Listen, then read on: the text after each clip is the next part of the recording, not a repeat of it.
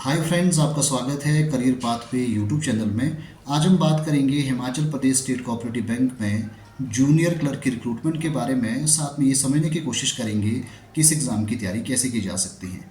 तो जैसा कि आप जानते ही हैं कि कोऑपरेटिव बैंक ने 232 सीटों को नोटिफाई किया, जिसकी लास्ट डेट 31 मार्च 2024 है। एज ग्रुप 18 से 45 साल के बीच में है और क्वालिफिकेशन 10+2 है। तो चलिए अब समझते हैं कि what is the scheme of examination. तो सबसे पहले पैटर्न के बारे में हम बात करेंगे। इस एग्ज़ाम के दो फेज़ हैं, फेज़ 1 एंड फेज़ 2। फेज़ 1 को हम प्रिलिमिनरी एग्जामिनेशन कहते हैं और फेज़ 2 को मेंस एग्जामिनेशन कहते हैं। फेज़ 1 100 मार्क्स का होगा और फेज़ 2 भी 100 मार्क्स का होगा, यानी कि प्रिलिमिनरी भी 100 मार्क्स का होगा और मेंस भी 100 मार्क्स का होगा। जो सिलेक्शन है वो मेंस यानी कि 100 मार्क्स के मेरिट के बेस पे होगा और उसके बाद डॉक्यूमेंट इवेल्युएशन राउंड है। इस एग्जामिनेशन को IBPS के द्वारा ही किया जाएगा। तो सबसे पहले हम प्रिलिमिनरी एग्जामिनेशन को समझते हैं। प्रिलिमिनरी एग्जामिनेशन में टोटल 100 क्वेश्चन है और टाइम एलोकेशन 60 मिनट्स का है। आप जैसा कि जानते ही होंगे कि बैंक एग्ज़ाम में हर सेक्शन के लिए स्टिपुलेटेड टाइम पीरियड होता है। तो यानी कि जो 60 मिनट्स का टाइम है, इसको 3 सेक्शंस के लिए डिवाइड कर दिया गया है। प्रिलिमिनरी राउंड में 3 ही सेक्शंस हैं, रीजनिंग, न्यूमेरिकल एबिलिटी और इंग्लिश। हर सेक्शन के लिए 20 जो मिनट का टाइम मिलेगा और सेक्शन का जो क्वेश्चन एलोकेशंस है, रीजनिंग और न्यूमेरिकल एबिलिटी में टोटल क्वेश्चन 35 होंगे और इंग्लिश वाले सेक्शन में सिर्फ 30 क्वेश्चन होंगे। तो कुल मिला के 100 क्वेश्चंस और 60 मिनट का टाइम मिलेगा, यानी कि हर सेक्शन 20 मिनट्स के अंदर ही कंप्लीट करना होगा। 20 मिनट से ज़्यादा जो है वो किसी भी सेक्शन को क्वालिफाई करने के लिए टाइम नहीं मिलेगा, यानी कि ऑटोमेटिक टाइम लैप्स हो जाएगा। तो आगे हम बात करते हैं मेंस राउंड के बारे में। प्रिलिमिनरी राउंड में टोटल सीट्स के 10 टाइम कैंडिडेट्स को ही मेंस में बुलाया जाएगा। तो यानी कि प्रिलिमिनरी राउंड में कट ऑफ होगी, उस कट ऑफ के बेस पे ही, जिसमें कि फॉर्मूला 10 टाइम स्टूडेंट्स का है, यानी कि जो टोटल सीटें होगी उसका 10 टाइम स्टूडेंट्स को ही मेंस के लिए बुलाया जाएगा। अब मेंस राउंड के बारे में बात करते हैं। मेंस राउंड में कुल मिला के 4 सेक्शन है, रीजनिंग, न्यूमेरिकल एबिलिटी, इंग्लिश और जनरल अवेयरनेस। तो यानी कि मेंस राउंड में एक और सेक्शन है, जैसे कि प्री में 3 सेक्शन है, लेकिन मेंस राउंड में जनरल अवेयरनेस के सेक्शन को ऐड ऑन किया गया है। नंबर ऑफ क्वेश्चंस भी मेंस में ज़्यादा होंगे, यानी कि हर सेक्शन में 50-50 क्वेश्चंस के 4 सेक्शंस होंगे और टोटल जो नंबर ऑफ क्वेश्चन आपके 200 होंगे। टाइम एलोकेशन भी 120 मिनट्स का होगा, यानी कि 2 घंटे का टाइम होगा। लेकिन हर सेक्शन के लिए जो नंबर ऑफ मार्क्स है वो 25 होंगे, यानी कि 4 सेक्शन के लिए टोटल 100 मार्क्स होंगे, जिसमें कि हर सेक्शन के लिए 25 मार्क्स ही होंगे। कुल मिलाकर मेन जो एग्जामिनेशन है वो 100 मार्क्स का होगा। 200 क्वेश्चंस पूछे जाएंगे। मेंस इसलिए इम्पॉर्टेंट है क्योंकि सिलेक्शन ही मेंस के बेस पे होगा, यानी कि मेंस की मेरिट के बेस पे, उसके बाद डॉक्यूमेंटेशन के वैल्यूएशन के बाद फाइनल सिलेक्शन कैंडिडेट का किया जाएगा। तो आगे हम बात करते हैं कि नेक्स्ट अब इस एग्ज़ाम की तैयारी कैसे करें और किस तरह की टैक्टिक्स हो सकती है कि एग्ज़ाम क्वालिफाई हो जाए। तो सबसे पहले तो हम बात करते हैं प्रिलिमिनरी राउंड की और शुरुआत करते हैं कट ऑफ से। तो जैसा कि आप जानते हैं कि इस एग्ज़ाम को IBPS के द्वारा करवाया जाएगा। एज ग्रुप भी 18 से 45 साल के बीच में। तो जाहिर सी बात है कि नंबर ऑफ़ एप्लीकेंट हाई रहने वाले हैं और इन दिनों अगर आप देखेंगे कि IBPS के एग्ज़ाम में भी कट ऑफ बहुत हाई जा रहे हैं। समटाइम 80 और 80+ का स्कोर प्रिलिमिनरी एग्ज़ाम के लिए मैंडेटरी इन दिनों हो गया है। तो जाहिर सी बात है कि कट ऑफ के लिहाज से देखा जाए तो 80 और 85 का स्कोर एटलीस्ट होना चाहिए, क्योंकि क्लरिकल का पेपर और कंपैरेटिवली पेपर थोड़ा आसान रहेगा। तो कट ऑफ को ध्यान में रखते हुए 85 तक का स्कोर करना बहुत ज़रूरी है।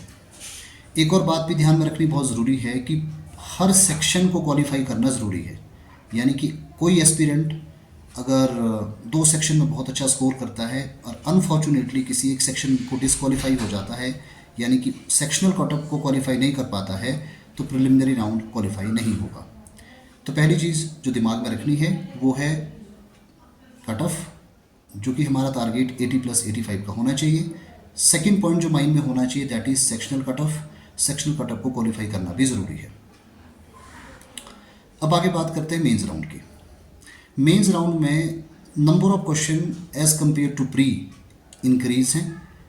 मेंस के हर सेक्शन में total number of questions, sectional total number of question 50-50 होंगे, यानी कि 50-50 क्वेश्चन के 4 सेक्शन होंगे, यानी कि कुल मिला के 200 क्वेश्चंस होंगे। मेंस में एक सेक्शन अलग है जो कि प्री में नहीं है, दैट इज़ जनरल अवेयरनेस, और इस जनरल अवेयरनेस के कंपोनेंट में current affair, banking awareness plus Himachal Pradesh का जीके होगा। तो कुल मिला के अभी हम ये समझते हैं कि सबसे पहले रीजनिंग से शुरुआत करेंगे कि रीजनिंग में क्या क्या टॉपिक्स इंपॉर्टेंट है, कैसे तैयारी की जा सकती है। तो रीजनिंग जैसा कि आप जानते ही हैं कि बैंक के एग्ज़ाम में एक सर्टेन पैटर्न है, IBPS एक सर्टेन पैटर्न को बहुत सालों से फॉलो कर रहा है, और ये भी जो पेपर होगा बिल्कुल सर्टेन पैटर्न के आसपास ही होगा। जिस पैटर्न को IBPS दूसरे एग्ज़ाम के लिए भी फॉलो कर रहा है, बिल्कुल वही पैटर्न आपको यहाँ भी देखने को मिलेगा। तो जैसा कि आप जानते हैं कि रीजनिंग में इन दिनों स्लॉग्स, इसके अलावा sitting arrangement, puzzle, blood relation, direction test, coding decoding, inequalities वाले क्वेश्चन ज़्यादातर पूछे जा रहे हैं। तो इसमें भी फोकस इसी बात पे होना चाहिए, क्योंकि ये वो कोर एरिया रीजनिंग का है जहाँ से एग्ज़ाम में क्वेश्चन ज़रूर आते हैं। जैसे फॉर एग्जांपल यदि हम बात करें स्लॉग्स की, यानी सिलोजिज्म की, तो आप देखेंगे पिछले 10 सालों से लगातार स्लॉग से बैंक के एग्ज़ाम में 5 क्वेश्चन पूछे जा रहे हैं। पर एक चीज़ और ज़रूर हुई है कि पिछले कुछ सालों में स्लॉग्स जो क्वेश्चंस आ रहे हैं उसका लेवल इंक्रीज़ हुआ है, यानी कि इन दिनों ओनली फ्यू एटलीस्ट ऑलमोस्ट जैसे जो टर्मोलॉजी का इस्तेमाल स्लॉग्स के क्वेश्चन में हो रहा है। तो स्लॉग्स एक ऐसा एरिया है जिस पे यदि कोई एस्पिरेंट बहुत अच्छे से मास्टरी कर लेता है तो 5 में से 5 number within no time के अंदर ऑब्टेन किए जा सकते हैं। दूसरा एरिया है आपका सिटिंग अरेंजमेंट का। सिटिंग अरेंजमेंट भी बहुत इंपॉर्टेंट है, और इन दिनों अगर आप देखेंगे तो IBPS के एग्ज़ाम में सिटिंग अरेंजमेंट बेस्ड क्वेश्चन का नंबर बड़ा है। तो सिटिंग अरेंजमेंट एक बहुत बड़ा एरिया है, मतलब ज़्यादातर प्रैक्टिस जो एस्पिरेंट की है इस पार्ट पे होनी चाहिए कि कम से कम 5 क्वेश्चन तो होंगे ही, हो सकता है कि 10 क्वेश्चन भी सिटिंग अरेंजमेंट से पूछा जाए। इसके अलावा पज़ल भी देखेंगे तो IBPS और बैंक के एग्ज़ाम में इन दिनों पज़ल के क्वेश्चंस भी बढ़ गए हैं। कम से कम 1 क्वेश्चन तो आएगा ही, हो सकता है कि 2 क्वेश्चन पूछे जाएं। तो पज़ल और जो सिटिंग अरेंजमेंट है इन दोनों पे अच्छी पकड़ होना बहुत ज़रूरी है। इसके अलावा एक और एरिया है रीजनिंग में जिसे हम कहते हैं इनइक्वालिटीज़ बेस्ड क्वेश्चन भी पिछले अगर आप देखेंगे 5 सालों से बिल्कुल ट्रेंड में है। इनइक्वालिटी के बेस पे 5 क्वेश्चन पूछे जा रहे हैं, और इनइक्वालिटी रीजनिंग का वो एरिया है जिस पे हम बहुत अच्छी तरह से यदि प्रैक्टिस करें तो पूरे के पूरे नंबर लिए जा सकते हैं। इसके अलावा बात करते हैं कोडिंग एंड डिकोडिंग की, और कोडिंग एंड डिकोडिंग से भी अगर आप देखेंगे तो कम से कम 3 और ज़्यादा से ज़्यादा 5 क्वेश्चन एग्ज़ाम में पूछे जा रहे हैं, यानी वो एरिया है जिस पे हम बहुत अच्छी यदि पकड़ बनाते हैं। और आई एम श्योर कि सिटिंग कोडिंग एंड डिकोडिंग में भी चाइनीज़ कोडिंग पे ज़्यादा जोर है, जो कि कंपैरेटिवली बहुत आसान है। थोड़ी सी प्रैक्टिस के साथ उस एरिया पे हम अपनी मास्टरी बना सकते हैं। इसके अलावा बात करते हैं ब्लड रिलेशन की, और बात करते हैं हम इसके अलावा डायरेक्शन टेस्ट की। तो ये दोनों एरियाज़ भी ऐसे हैं जिस पे अगर अच्छी प्रैक्टिस की जाए तो यहाँ से एग्ज़ाम में क्वेश्चन आपको ज़रूर देखने को मिलेंगे। तो सर मैं यहाँ कोर एरिया के बारे में ही बात कर रहा हूँ कि ये कुछ कोर एरियाज़ है, ये सर्टेन एरिया है जिस पे अगर आप बहुत अच्छी प्रैक्टिस करके चले जाते हैं तो एग्ज़ाम में आपको क्वेश्चन देखने को ज़रूर मिलेगा। इसके अलावा रीजनिंग में यदि आपको मालूम होगा तो एनालिटिकल रीजनिंग का भी इन दिनों ट्रेंड बढ़ रहा है, जैसे कोर्स ऑफ एक्शन, जैसे कंक्लूजन, जैसे अजम्पशंस। तो ये वो एरिया है कि जहाँ से क्वेश्चन एग्ज़ाम में आने की संभावना होगी। कई बार इनपुट और आउटपुट के क्वेश्चन भी पूछे जाते हैं। तो कुल मिलाकर मैंने जिन टॉपिक्स को यहाँ डिस्कस किया है यही वो क्वेश्चन है जहाँ से ज़्यादातर क्वेश्चन आपको रीजनिंग वाले सेक्शन में प्रिलिमिनरी के साथ साथ मेंस में भी आपको दिखाई देंगे। आगे बात करते हैं न्यूमेरिकल एबिलिटी के बारे में। न्यूमेरिकल एबिलिटी में यदि हम देखें तो इन दिनों जो ट्रेंड चल रहा है, जो पैटर्न IBPS फॉलो कर रहा है, उस पैटर्न में कम से कम 10 क्वेश्चन जो है वो सिंप्लीफिकेशन के पूछे जाते हैं। सिंप्लीफिकेशन वो पार्ट है जिसके लिए बेसिक्स बहुत अच्छा होना बहुत ज़रूरी है, जिस पे बहुत अच्छी प्रैक्टिस हुई हो, उसके लिए शॉर्टकट्स हो, और सबसे इम्पॉर्टेंट है कि कैलकुलेशन पे बहुत अच्छे से काम किया गया है। जब तक कैलकुलेशन अच्छी नहीं होगी तब तक सिंप्लीफिकेशन वाला जो पार्ट है उसको क्वालिफाई या उसको सॉल्व नहीं किया जा सकता। तो सिंप्लीफिकेशन का जो एरिया है उससे कम 10 क्वेश्चन पूछे जाएंगे। सिंप्लीफिकेशन के लिए बहुत इंपॉर्टेंट है बोर्ड मास, डिवीजन, और इसके अलावा मल्टीप्लिकेशन का जो एरिया है उस पर बहुत अच्छी पकड़ होना बहुत ज़रूरी है। Fraction, decimal, squares, cube root, ये वो एरिया है जहाँ से सिंप्लीफिकेशन में क्वेश्चन पूछे जाते हैं। एक और पार्ट है जहाँ से एग्ज़ाम में ज़रूर 5 क्वेश्चन पूछे जा रहे हैं, वो पार्ट आपका आता है, उस पार्ट को हम कहते हैं सीरीज़ में भी एपी और जीपी बेस्ड क्वेश्चन है, यानी कि इंक्रीजिंग नंबर, मल्टीप्लाई में भी हो सकता है, डिवीजन में भी हो सकता है। तो सीरीज़ वाले पार्ट से भी एग्ज़ाम में क्वेश्चन आपको ज़रूर मिलेंगे। इसमें भी 2 तरह के सवाल एग्ज़ाम में आते हैं, या हो सकता है कि मिसिंग नंबर आपको दिया हो, और या हो सकता है कि इनकरेक्ट नंबर आपको दिया गया हो। लेकिन यकीन मानिए पिछले 5 सालों में जो लगातार सीरीज़ से भी 5 क्वेश्चन एग्ज़ाम में पूछे जा रहे हैं। इसके अलावा इक्वेशंस एक ऐसा चैप्टर है, तो यदि आप देखेंगे कि IBPS के हर एग्ज़ाम में इक्वेशन से भी क्वेश्चन पूछे जा रहे हैं, जिसमें कि आमतौर पर क्वाड्रेटिक इक्वेशन बेस्ड ही क्वेश्चन पूछे जाते हैं, और कभी कभी इक्का दुक्का क्वेश्चन आपका लीनियर इक्वेशन बेस्ड भी होता है। तो ये भी वो पार्ट है जिसमें अगर अच्छी प्रैक्टिस और शॉर्टकट अगर आपको ट्रिक मालूम है तो इस पार्ट को भी सॉल्व किया जा सकता है। इसके अलावा यानी कि 10 सिंप्लीफिकेशन, 10 और 5 सीरीज़ और 5 आपकी क्वेश्चन, यानी कि 20 क्वेश्चन तो यहीं हमारे कवर हो जाते हैं। बात करते हैं बाकी, क्योंकि ये जो पेपर है ये बेसिकली क्लरिकल का है, तो हो सकता है कि क्लरिकल में जो डाटा इंटरप्रिटेशन का क्वेश्चन पूछा जाए या ना पूछा जाए, लेकिन IBPS के एग्ज़ाम में तो आ रहा है, हो सकता है कि हम ही पूछा जाएगा क्योंकि रिक्रूटमेंट बॉडी IBPS ही है। तो एक क्वेश्चन जो है डाटा इंटरप्रिटेशन से भी आने की पूरी संभावना है। तो डाटा इंटरप्रिटेशन क्योंकि क्लरिकल है तो थोड़ा सा लेवल इतना हाई नहीं रहेगा, हो सकता है कि 5 क्वेश्चन जो है डाटा इंटरप्रिटेशन से भी पूछे जाएँ। बाकी बचते हैं 10 क्वेश्चन। 10 क्वेश्चन जो है वो अर्थमेटिक से पूछे जाएंगे, जिसमें आपको बताया कि time and work, time and distance, trains, boat, mensuration, permutation, combination, probability, average, percentage, partnership, ये सारे चैप्टर्स है प्रॉब्लम ऑन एजेस, जहाँ से एग्जाम में क्वेश्चन पूछने की पूरी संभावना है। तो मैथ्स वाले सेक्शन के लिए तो मैं यही कहूँगा कि जो 25 मार्क्स का जो ये पार्ट है उस पर बहुत अच्छी पकड़ होना बहुत ज़रूरी है। और DI के लिए भी बहुत इंपॉर्टेंट होता है कि आपकी जो कैलकुलेशंस है, आपका जो अर्थमेटिक पार्ट है वो बहुत अच्छे से आपने कवर किया है। आगे बात करेंगे इंग्लिश के सेक्शन के बारे में। जैसे कि इंग्लिश का सेक्शन प्रिलिमिनरी में 30 क्वेश्चन होंगे और मेंस में 50 क्वेश्चन पूछे जाएंगे। लगभग पैटर्न आपका सेम होगा। क्वेश्चन मेंस और प्री में नंबर ऑफ क्वेश्चन थोड़ा वेरी करेगा। तो यदि हम बात करेंगे क्वेश्चंस के बारे में, तो इंग्लिश में कॉम्प्रिहेंशन, इसके अलावा jumble sentences, fillers, cloze test और स्पॉटिंग एरर वाला कुछ ऐसा पार्ट है जो बिल्कुल लगातार एग्ज़ाम में पूछा जा रहा है। तो ये कुछ की एरिया है जिसकी तैयारी बहुत अच्छे से होनी चाहिए। अब हम बात करते हैं चौथा सेक्शन, यानी कि जो मेंस में आपसे पूछा जाएगा, दैट इज जनरल अवेयरनेस, जिसमें कि बैंकिंग अवेयरनेस, करंट अफेयर और हिमाचल जीके का पार्ट होगा। करंट अफेयर में बहुत सारे स्टूडेंट्स की या एस्पिरेंट्स के ये सवाल होते हैं कि कब से तैयारी करनी चाहिए, क्योंकि जैसे ये पेपर की इस एग्ज़ाम की लास्ट डेट अभी 31 मार्च है, तो मोस्ट प्रोबेबली मई के आसपास पेपर हो जाना चाहिए। तो अगर मई में पेपर होता है तो ज़रूरी है कि लास्ट 6 मंथ के करंट अफेयर आपने ज़रूर कवर किए हों, यानी कि सितंबर या अक्टूबर ऑनवर्ड, और अगर आप कर सकते हैं तो अगस्त ऑनवर्ड्स, अगस्त 2023 से अभी जो आपका अप्रैल तक के जो करंट अफेयर है वो एटलीस्ट आपने पढ़े हों, और उस पर भी ज़्यादा फोकस आपका बैंकिंग अवेयरनेस की तरफ होना चाहिए, यानी कि बैंकिंग और इंडस्ट्री में जो पिछले 6 मंथ में अपडेट्स हैं उस बारे में आपको फोकस करना होगा। इसके अलावा बैंकिंग अवेयरनेस में अपॉइंटमेंट्स अलग अलग बैंक्स में या अलग अलग बैंक्स की स्कीम, RBI की स्कीम्स के बारे में ज़्यादा क्वेश्चन पूछे जाते हैं। इसके अलावा बात हम करेंगे HPGK वाले सेक्शन की। HPGK वाला सेक्शन एक ऐसा सेक्शन है जिसमें कि मेजॉरिटी ऑफ स्टूडेंट जो सिर्फ बैंकिंग सेगमेंट की तैयारी करते हैं वो इसको अच्छे से पढ़ नहीं पाते, और टाइम भी कम है।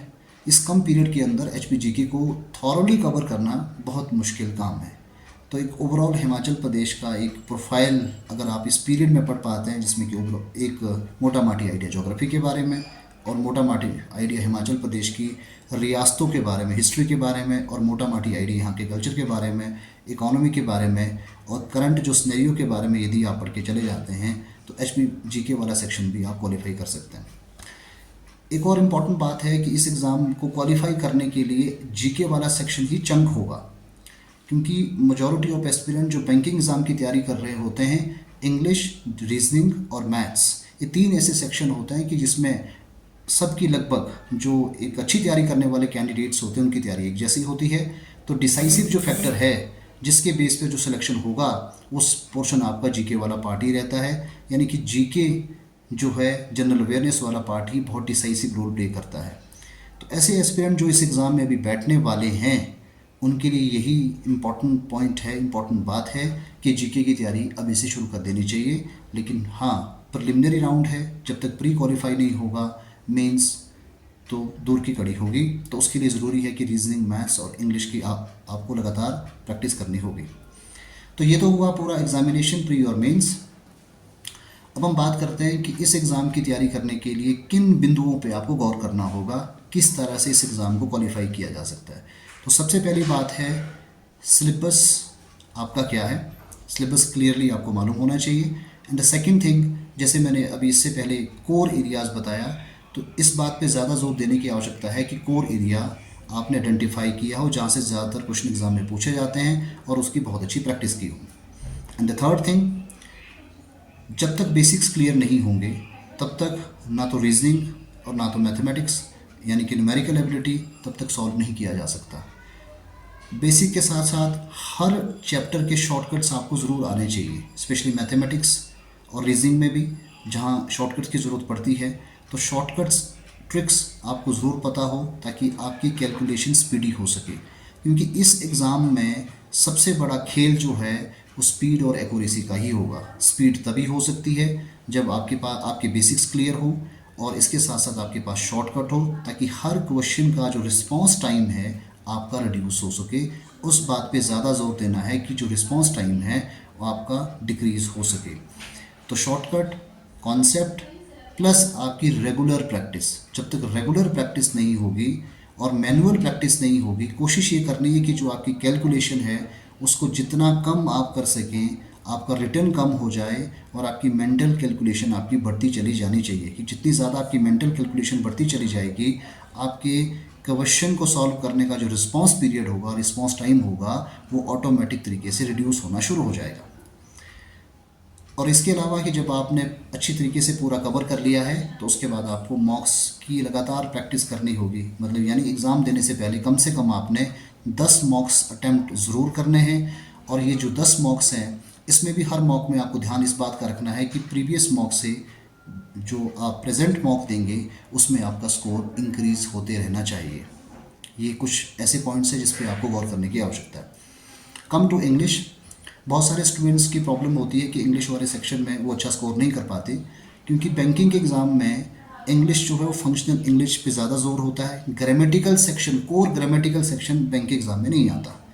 तो इंग्लिश के लिए सबसे इम्पॉर्टेंट है, या इंग्लिश उन्हीं एस्पिरेंट के लिए एज कब काम करता है जिनकी रीडिंग एबिलिटी सुपीरियर होती है। तो इंग्लिश वाले सेक्शन को क्वालिफाई करने के लिए सबसे इम्पॉर्टेंट है कि आप रीडिंग पे ज़्यादा जोर दीजिए, क्योंकि comprehension, cloze test, jumble sentences, ये ऐसा पार्ट है जो बिना रीडिंग के नहीं होगा। रीडिंग भी अगेन मैं कह रहा हूँ सुपीरियर जो रीडिंग के बिना पॉसिबल नहीं होगा। Come to spotting error and the filling the blanks, उसके लिए जो ग्रामेटिकल यानी कि सिंटैक्स है वो बहुत इंपॉर्टेंट है। उसके कुछ नियम, उसके कुछ रूल्स और इसके अलावा आपकी बहुत अच्छी प्रैक्टिस होगी। अगेन मॉक का यहाँ भी बहुत बड़ा रोल होगा। तो कुल मिला के स्पीड और एक्यूरेसी का ही पूरा खेल है बैंक का एग्ज़ाम। उसके लिए बहुत ज़रूरी है शॉर्टकट, प्रैक्टिस एंड मॉक्स। अगर आप इस पर रिलाई करते हैं तो निश्चित तौर पे आपका स्कोर बहुत अच्छा हो सकता है। एंड वन मोर थिंग, इस एग्ज़ाम की तैयारी करने के लिए हमारे भी कुछ बैचेस की शुरुआत हो रही है। अगर आप हमारे साथ जुड़ना चाहते हैं तो स्पेशल कोऑपरेटिव बैंक स्पेशल हमारा एक बैच है और जिसमें कि एक्सपीरियंस मेंटर की टीम आपको पढ़ाएगी। अब जैसे इस एग्ज़ाम की आवश्यकता है कि शॉर्टकट्स चाहिए, तो हमारी पूरी टीम में जो मेंटर्स हैं इस बात पे ज़्यादा जोर देते हैं कि किस तरह से पर्टिकुलर टॉपिक और पर्टिकुलर क्वेश्चन जो है within no time limit के अंदर वो सॉल्व हो सके। क्लासेस रेगुलर है और बिल्कुल टारगेटेड बैच है, यानी कि सिलेबस को टारगेट करने वाला बैच है। जिस तरह का एग्जामिनेशन पैटर्न है उस पर जोर दिया जाएगा। इसके अलावा स्टडी मटेरियल सॉफ्ट कॉपी में भी और पीडीएफ फॉर्म में भी अवेलेबल करवाया जाता है। और इसके साथ साथ एग्ज़ामिनेशन में अपनी परफॉर्मेंस को वैल्यूएट करने के लिए मॉक्स बिल्कुल एग्ज़ामिनेशन पैटर्न पे ही होंगे। आई होप आप अच्छे से तैयारी कर रहे होंगे। If you want to join us, if you want to know कि हम कैसे आपको आपकी तैयारी में हेल्प कर सकते हैं, हमारे नंबर आप 9805291145 पे हैं, आप इस पे हमसे बात कर सकते हैं। शिमला बेस्ड हमारा इंस्टीट्यूट है, संजौली में लोकेशन है। आप ऑनलाइन ऑफलाइन जो भी मोड आपको कन्वीनियंट लगता है उस मोड के द्वारा आप क्लासेस ले सकते हैं। Thank you very much.